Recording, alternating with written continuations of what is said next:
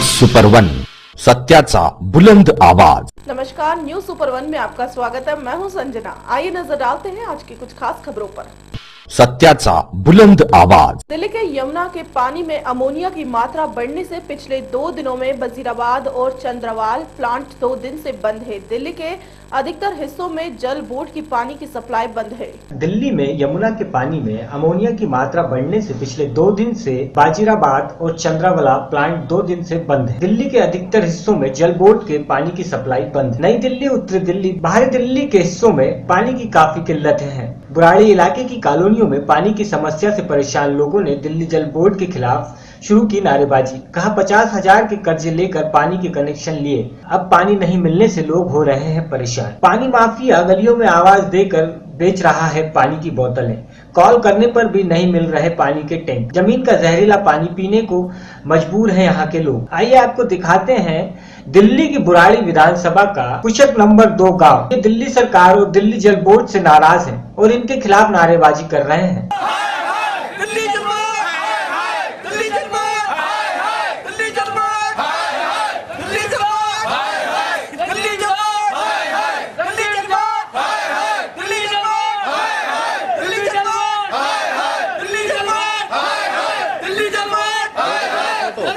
मेरा नाम कांता देवी है।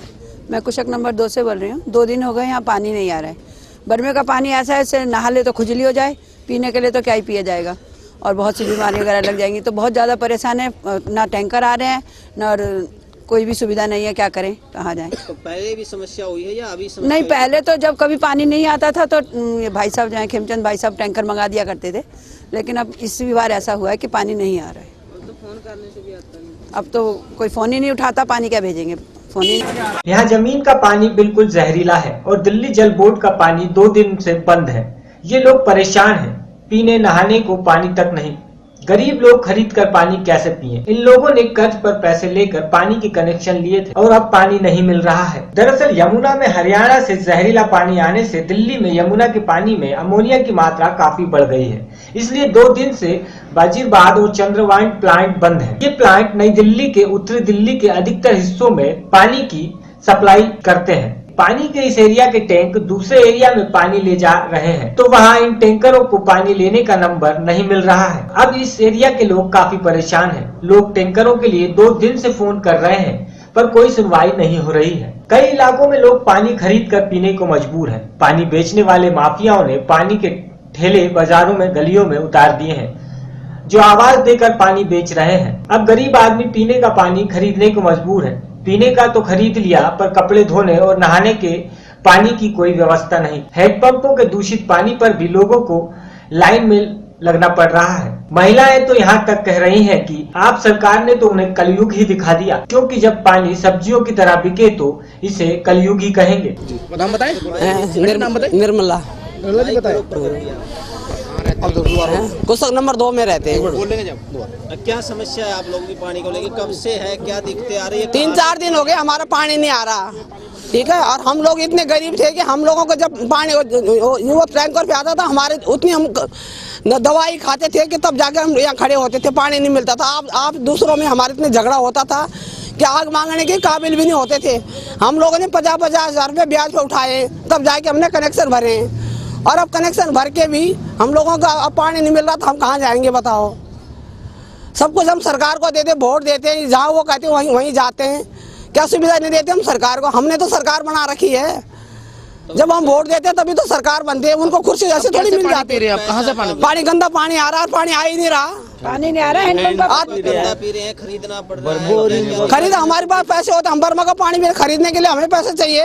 अब इंतजार है, हरियाणा से शुद्ध पानी यमुना में आएगा और पुराना पानी आगे निकालेंगे, तभी जाकर प्लांट शुरू होगा। प्लांट शुरू होने के 12 घंटे बाद पानी की आगे सप्लाई शुरू हो पाएगी। अभी तो प्लांट शुरू नहीं हुआ है। अब साफ है कि राजधानी दिल्ली में पानी की और बड़ी दिक्कत होने वाली है। रशपाल यादव। रशपाल जी, क्या तकलीफ आप लोग इकट्ठा हुए हैं? तकलीफ ये है, ऐसा पानी बिल्कुल नहीं, न लाइन में आ रहा, न टैंकर आ रहे। विधायक महोदय जी को सुबह 8 बजे से फोन कर रहे हैं, 12 बजे तक फोन किया, फोन काट देते हैं। विधायक जी से कहा पानी की, उनके श्याम गोपाल हैं, उनको हमने कहा तो उन्होंने कहा हाँ जी भेज रहे हैं। कल सुबह 8 बजे शाम तक कोई टैंकर नहीं आया। तब मैंने झंडे वाले फ़ोन किया, को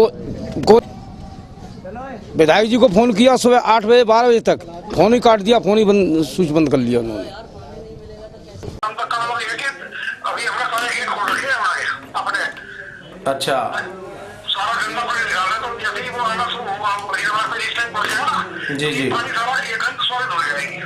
नहीं तो कल से पहले क्यों शुरू करा हमने, सारी जनता मार दी टैक्सी हमने, ये कल से पहले क्यों शुरू करा इन्होंने? कल से पहले मालूम था इनको? इनको तो मालूम परसों ही हो गया होगा। पिएंगे कहाँ से? पिएंगे कहाँ? पी के मरना है क्या? गंदा पानी है, हाँ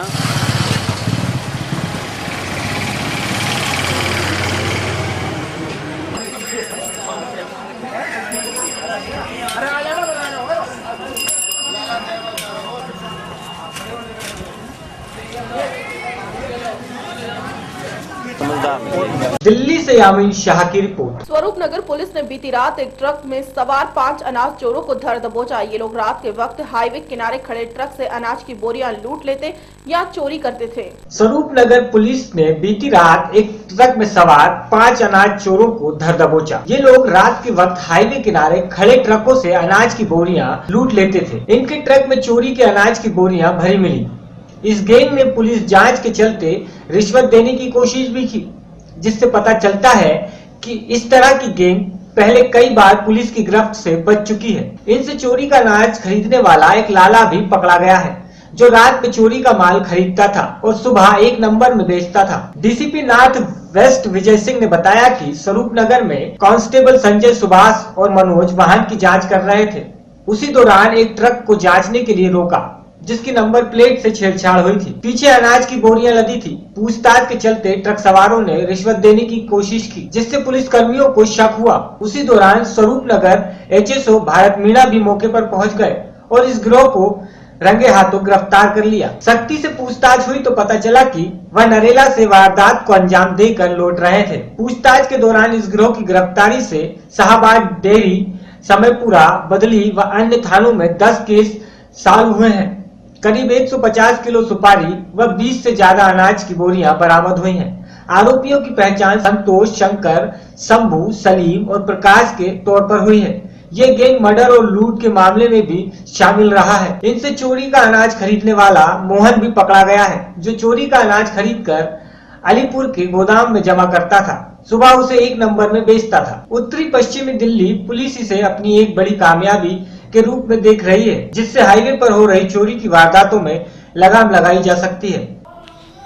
ये मामला जो है, स्वरूप नगर थाने की पुलिस ने 6 लोगों को अरेस्ट किया है, जिसमें 5 जो है ये जो फूड ग्रेन है और सुपारी है, ये जो ट्रक से चुराते थे, उसकी डिटेल मैं अभी दूंगा आपको। और एक जो रिसीवर है इसमें मोहन, छठा, वो भी अरेस्ट किया है।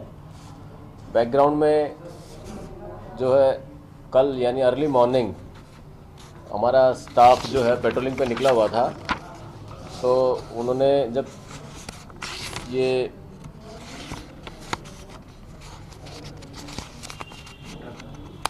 और कांस्टेबल मनोज स्वरूप नगर थाने के, ये जब पेट्रोलिंग ड्यूटी कर रहे थे तो इन्होंने एक ट्रक को रुकवाने की कोशिश की।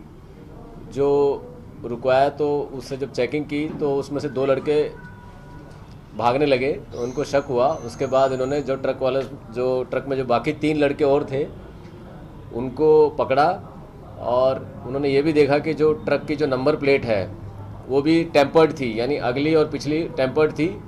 तो इनको शक जाहिर हुआ। उसके आधार पर इन्होंने उनको दबोचा और पूछताछ जब ये करने लगे तो इनको कुछ 10,000 रुपये की इन्होंने ऑफ़र भी की हमारे स्टाफ को कि हमें जाने दीजिए, लेकिन इन्होंने उस चीज़ को एग्री नहीं किया और फर्मली अपना काम किया और उनको थाने ले आए ट्रक समेत। ट्रक में जो है 27 बोरियां चने की थी, ऑलरेडी जो है इन्होंने स्वरूप नगर एरिया से चुराई थी एक और ट्रक से, और उस हिसाब से एक केस रजिस्टर किया हमने। जो स्वरूप नगर थाने में एक केस रजिस्टर किया कल, और पूछताछ में जो इन 5 आदमी से जो पूछताछ हुई उसमें 10 इन्वॉल्वमेंट इनकी जो रिसेंटली जो इन्होंने की है वो वर्कआउट हुई। 10 में 6 समयपुर बादली की थी और एक। दिल्ली से यामीन शाह की रिपोर्ट। पूर्वी दिल्ली के ईडीएमसी में नगर पार्षदों ने जमकर हंगामा किया। हंगामा केजरीवाल सरकार ईडीएमसी को बजट न देने पर हुआ। पूर्वी दिल्ली के ईडीएमसी में निगम पार्षदों ने जमकर हंगामा किया। हंगामा केजरीवाल सरकार ईडीएमसी को बजट न देने पर हुआ। बीजेपी ने निगम पार्षद केजरीवाल सरकार को कोसने व उनके बकाया बजट लेने के बारे में कहने लगे और ईडीएमसी को दिल्ली सरकार के द्वारा बजट न देने को लेकर पिछली सरकार की पूर्व मुख्यमंत्री शीला दीक्षित को जिम्मेदार ठहराने लगे और पूर्व मुख्यमंत्री शीला दीक्षित को अशब्द कहने लगे। तभी कांग्रेस के निगम पार्षद भड़क गए और नारेबाजी करते हुए मेयर की चेयर के सामने हंगामा करने लगे। कांग्रेस की विपक्षी नेता वरियम कौर ने सत्ता पक्ष के निगम पार्षद पर पूर्व मुख्यमंत्री शीला दीक्षित को अशब्द कहने का आरोप लगाया है और माफी मांगने को कहा है। कांग्रेस और बीजेपी और दिल्ली सरकार के इस आपसी झगड़े में पूर्व दिल्ली के लोग पिस रहे हैं और विकास के नाम पर ठगा हुआ महसूस कर रहे हैं। यह झगड़ा कब तक खत्म होगा पता नहीं, लेकिन पूर्व दिल्ली नगर निगम के सफाई कर्मचारी और अध्यापकों के बच्चे भूखे मर रहे हैं। क्यों हुआ था? देखिए, हंगामा का कोई विषय नहीं होता है। एक्चुअली जो मेरे सम्मानित पार्षद हमारे विपक्ष के लोग हैं, मैं जो समझता हूँ कि जो विषय मान लीजिए आज मेयर साहब ने कहा कि कोई शॉर्ट नोटिस नहीं था, क्यों ना हम अपनी आर्थिक स्थिति पर चर्चा कर लें कि ऐसी स्थिति पैदा कैसे हुई और इसका हल क्या है। इस पर चर्चा करने के लिए मेयर साहब ने हमें कहा और हम लोगों ने तैयार हो गए, दोनों पक्ष सत्ता और विपक्ष कि हाँ इस पर चर्चा हो। तो इसका चर्चा का विषय यही था कि चौथा वित्तीय रिपोर्ट सर अगर दिल्ली गवर्नमेंट लागू कर देती है और उसका पैसा दे देती है तो फिर हमारा कोई फाइनेंशियल पोजीशन जो है ना बिल्कुल बेटर हो जाती है सर, और हमें तो ये समझ लीजिए सरप्लस हो सकता है जो हमारी देनदारी है सर। सफाई कर्मचारियों का एरियल बाकी है, ठेकेदारों को पेमेंट है और जो खर्चे हैं वो पूरा हो सकते हैं। सबसे बड़ी प्रॉब्लम कहां है सर हमारे पास कि 120 करोड़ रुपया पर मंथ हमें चाहिए हर हालत में, विकास के छोड़ के सर।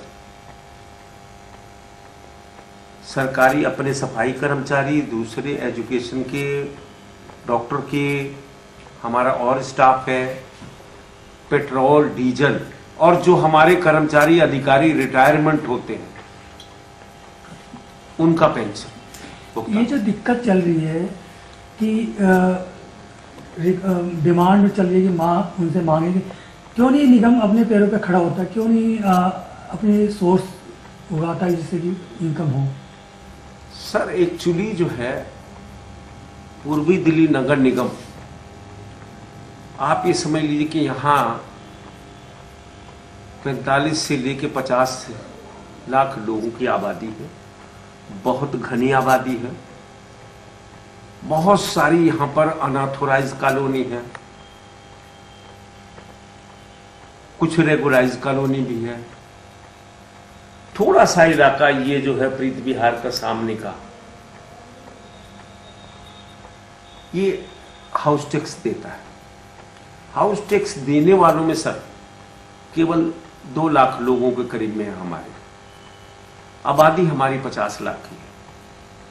इसीलिए हमने एक स्कीम लाई कि रेगुलाइज और अथोराइज कॉलोनियों में हाउस टैक्स लोग दें, और वो हमने ये किया कि 2004 से पहले का जो है 31 मार्च 2004 से पहले वो हम आम माफी कर रहे हैं, लेकिन 1 अप्रैल 2004 के बाद जो अमाउंट बनती है 500, 600, 1000, 2000।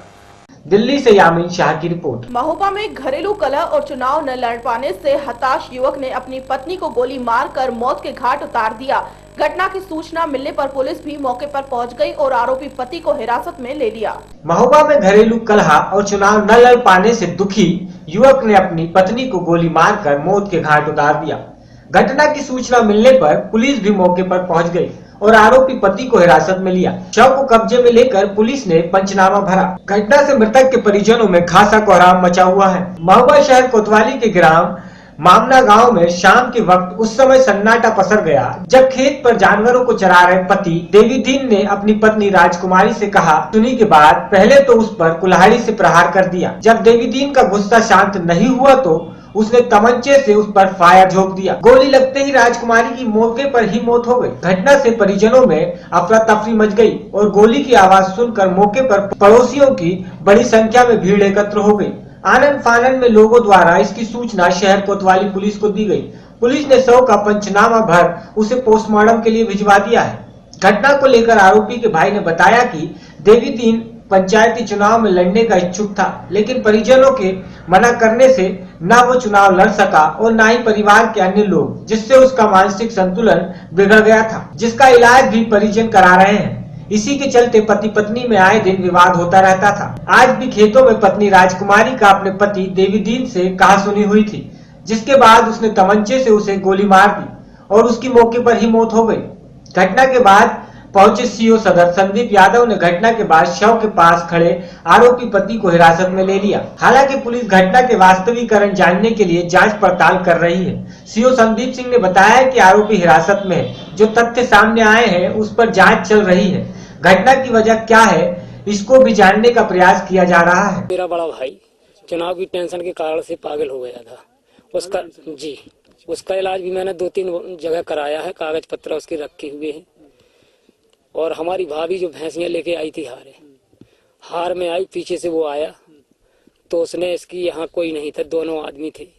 भाभी ने चिल्लाया भी यहाँ, लेकिन कोई नहीं था, दूर थे आदमी, और उसने गोली मार दी। चुनावी टेंशन क्या कुछ समझ नहीं आया? चुनावी माने चुनाव गांव में जो हुआ है उसके कारण से वो टेंशन मानता था आदमियों से, इससे उससे उससे। मैं भी प्रधान रहा हूँ तो वो कह रहा था कि तुम चुनाव लड़, मैंने कि मुझे नहीं लड़ना है चुनाव। तो जब मैं नहीं लड़ा तो वो टेंशन सी बनाया रहा।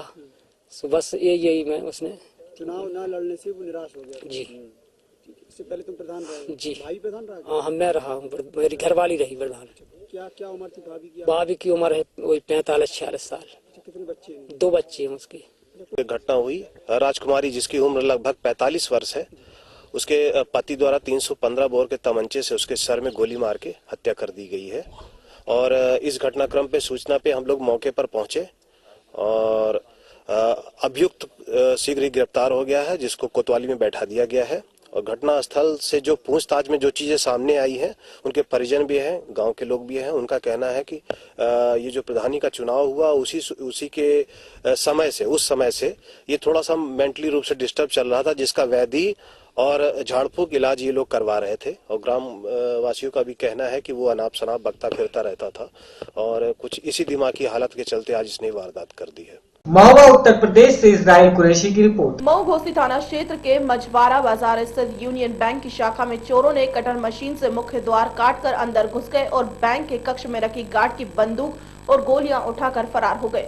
मऊ घोसी थाना क्षेत्र के मझवारा बाजार स्थित यूनियन बैंक की शाखा में चोरों ने कटर मशीन से मुख्य द्वार काटकर अंदर घुस गए और बैंक की कक्ष में रखी हुई गार्ड की बंदूक और गोलियां उठा ले गए। जबकि घटना के दौरान रुपए की रिसीविंग मशीन में आग लगा दी। जाते जाते चोर सीसीटीवी कैमरे के सिस्टम को उठा ले गए। मामले की सूचना पाते ही पुलिस अधीक्षक शिव प्रसाद उपाध्याय ने दल बल के साथ स्थिति का जायजा लिया और तत्काल प्रभाव से 2 कांस्टेबल को पुलिस अधीक्षक शिव प्रसाद उपाध्याय ने निलंबित कर दिया और मामले की जांच क्षेत्रीय अधिकारी वंशीधर मिश्रा को सौंप दी। मऊ उत्तर प्रदेश से आरिफ रिजवी की रिपोर्ट। मऊ की एक कंपनी में आग लग गई, जिसमें तकरीबन 25 लाख की कीमत की सारी फिनिशिंग के सामान जलकर खाक हो गया। थाना सरायल खलसी क्षेत्र के औद्योगिक स्थल में संदिग्ध परिस्थिति में एक कंपनी में आग लग गई। इसमें करीब 25 लाख की कीमत की साड़ी, फिनिशिंग मटेरियल, सामान जलकर खाक हो गया। पीड़ित पक्ष का कहना है कि एक कर्मचारी से बवाल हुआ था, उसने ही आग लगाई होगी, जबकि पुलिस का कहना है कि मामले की जांच चल रही है। 8:30 बजे आग लगा है। एक संतोष नाम के थे, वो लेबर हैं, वही आए हमको धमकाए हैं कि भोसड़ी वाला गेट खोलो, नहीं तो तुमको भी इसमें जला देंगे। अपना वो साड़ी ओड़ी जैसे रख के मशीन पे अपना तेल गिरा कर बाहर कर चले गए, चाबी भी लेकर कह रहे हैं भोसड़ी वाले भाग जाओ यहाँ से। ये मराठी मशीन किसकी है? ये अनिल खंडवाल की है। अच्छा, ये मतलब कहाँ आग लगा दिया? कुछ पुरानी विवाद थी आपसे? ये सर ऐसा है कि जैसे बात हुआ था ना, उनके बड़े भाई एक आलोक है, ये हुआ है कि उनका हिसाब बन गया था, कि मतलब ये काम नहीं करेंगे, सेट उनका बना दिए भाई मन बड़ा ही कर रहे थे, तो इसी टेंशन में ये काम हुआ है। अच्छा, कितने का नुकसान हुआ है? अरे सर यही 2-2.5 लाख का, 1 लाख 2 लाख का पड़ता है सर एक मशीन। अच्छा, ज्यादा नुकसान हुआ है सर। क्या नाम होता है? सुशील अग्रवाल, अच्छा, president of chamber of commerce और सोसाइटी के हम अध्यक्ष हैं। और हमारे बगल में फैक्ट्री हमारी है ज्योति इंटरप्राइज एम्ब्रॉयडरी की, बगल में अनिल खंडेवाल की फैक्ट्री है। किस तरह फैक्ट्री में आग लगी है? ये एम्ब्रॉयडरी फैक्ट्री है, 2 मशीन इनकी लगी है एम्ब्रॉयडरी। हमें 9-10 पर सूचना मिली कि फैक्ट्री में आग लगी है। किसकी फैक्ट्री में लगी है ये मुझे हम न सुने। नुकसान कितने किए? सुना नुकसान इनके कोई कर्मचारी हैं, संभवतः उन्होंने किया जो सामने बात आ रही है।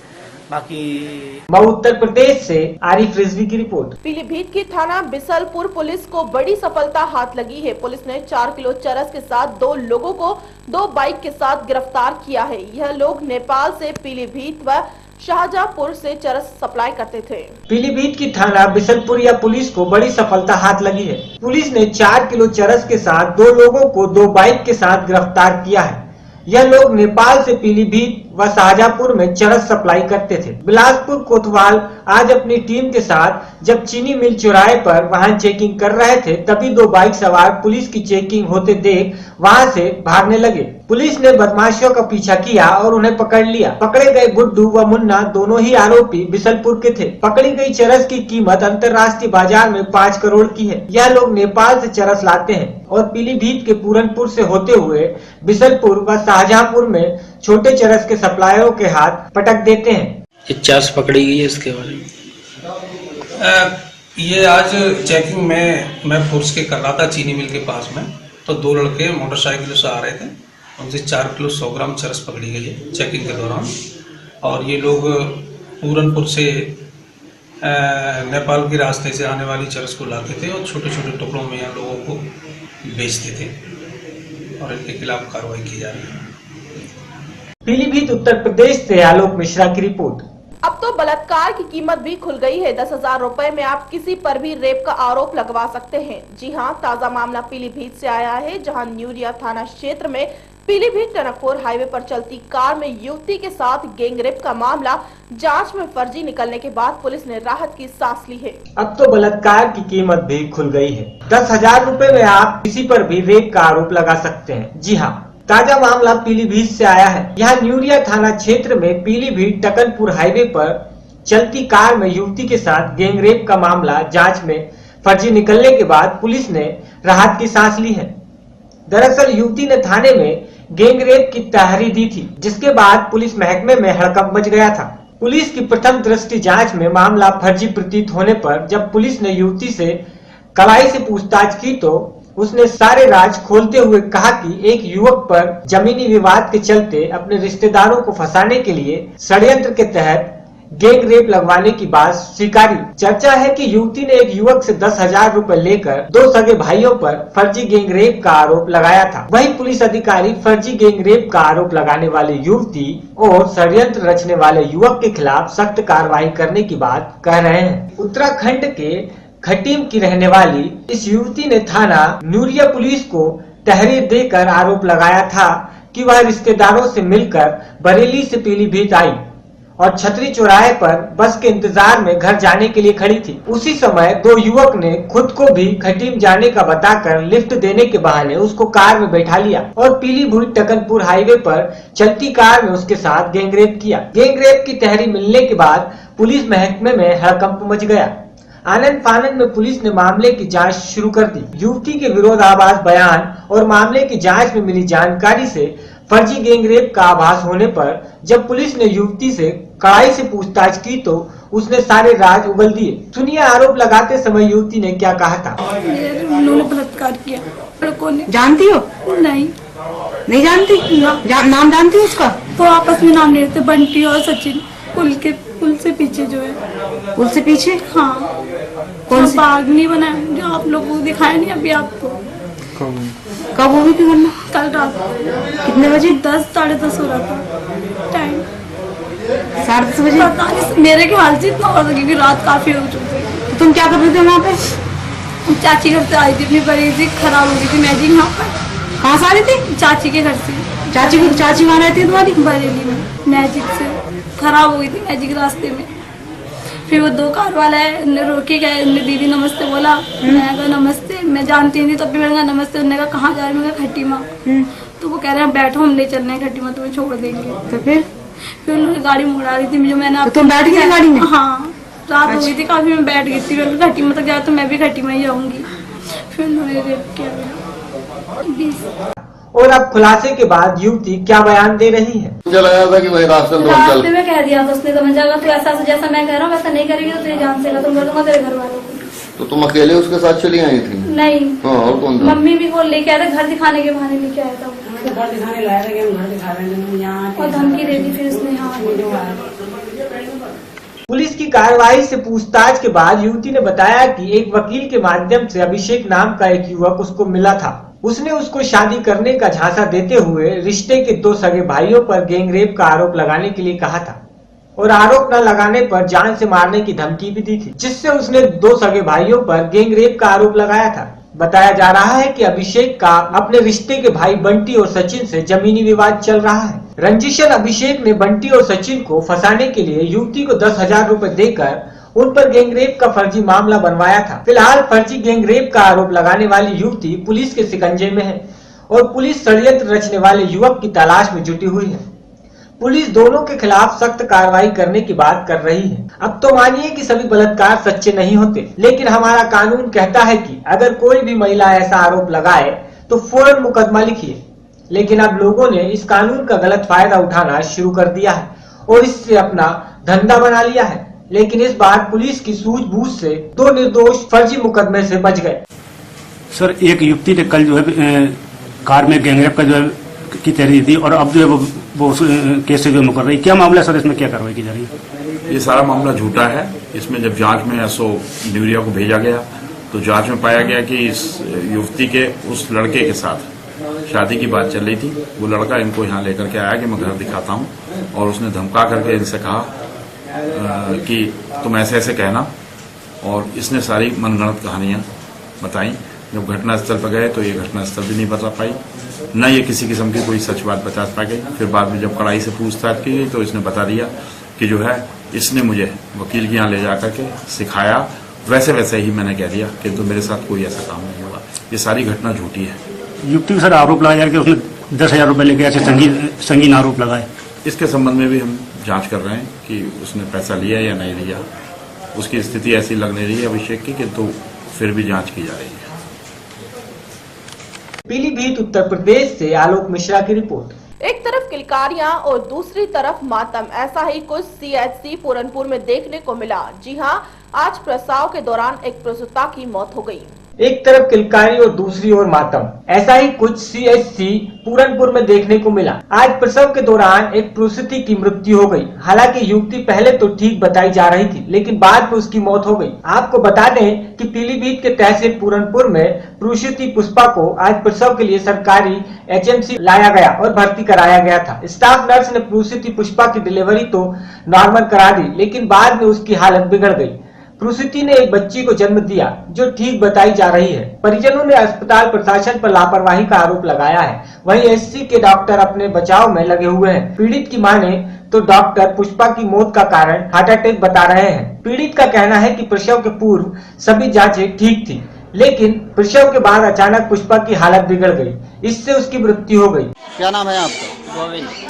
गोविंद जी, ये जो महिला की मौत हुई है कौन है आपकी और किस तरीके से मौत हुई है इनकी? हमारी भाभी हैं और ग्रेड नंबर 21 तो ढक्का चाट की रहने वाली है और डॉक्टरों के लापरवाही से इनका एक्सपायर है। क्या डॉक्टर यहाँ पर कोई मौजूद नहीं था? कोई नहीं थे, हमारे इसके बाद कोई डॉक्टर नहीं थे। यहाँ बुलाने जाओ तो वहाँ कोई कुर्सी पे भी नहीं है। अब आप कहाँ के रहने वाले हैं? ग्रेड नंबर 21 और ढक्का चाट। क्या नाम है आपका? गोविंद। पेशेंट सैंपल था, सही था, और दूसरी तरफ कह रहे हार्ट पेशेंट है। ऐसा कैसे हो सकता है? इन्होंने पहले जांच नहीं करी और आप कह रहे हैं कि हार्ट पेशेंट है। कौन कह रहा है हार्ट पेशेंट? वो डॉक्टर कह रहे थे अभी। नाम जानते हैं डॉक्टर का? जी अभी हम नाम नहीं जानते हैं, जो लाल जैकेट पहने थे।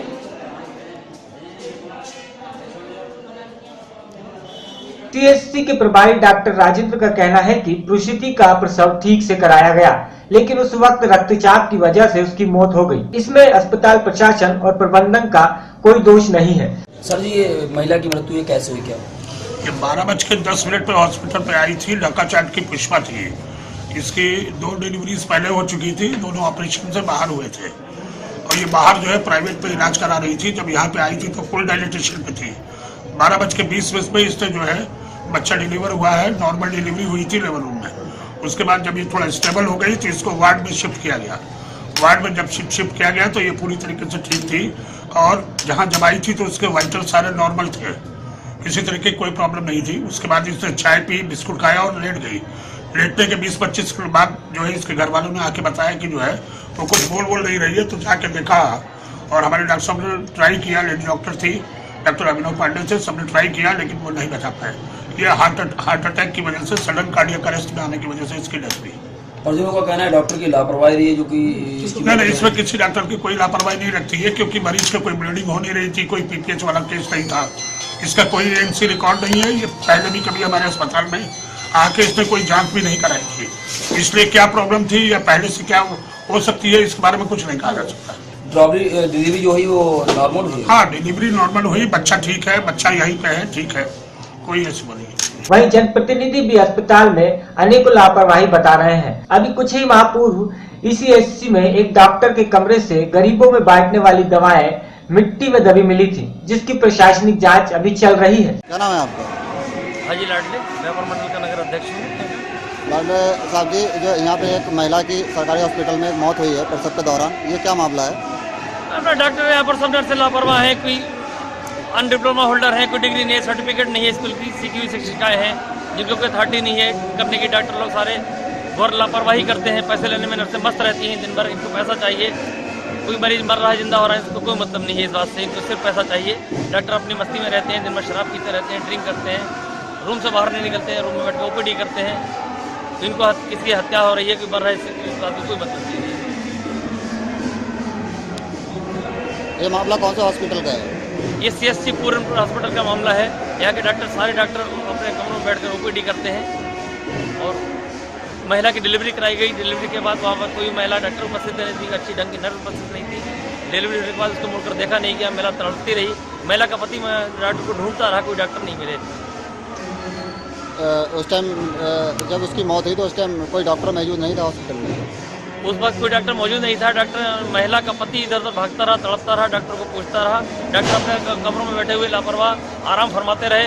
इसकी वजह कुछ मीडिया के लोगों को लगी, उन्होंने सीएमओ को फोन किया, उसके माध्यम से डॉक्टर तक खबर पहुंची, फिर स्टाफ वहाँ पर पहुंचा, उसकी देखभाल की। क्या लगता है अगर डॉक्टर अगर इसमें अगर थोड़ी तेजी अगर दिखाते तो उस महिला की जान भी बिल्कुल बचाई जा सकती थी, बिल्कुल महिला की जान बचाई जा सकती थी। पीलीभीत से आलोक मिश्रा की रिपोर्ट। खबरों में फिलहाल इतना ही। और भी खबरें जानने के लिए आप देखते रहिए न्यूज़ सुपर 1। तब तक के लिए मुझे दीजिए इजाजत। नमस्कार।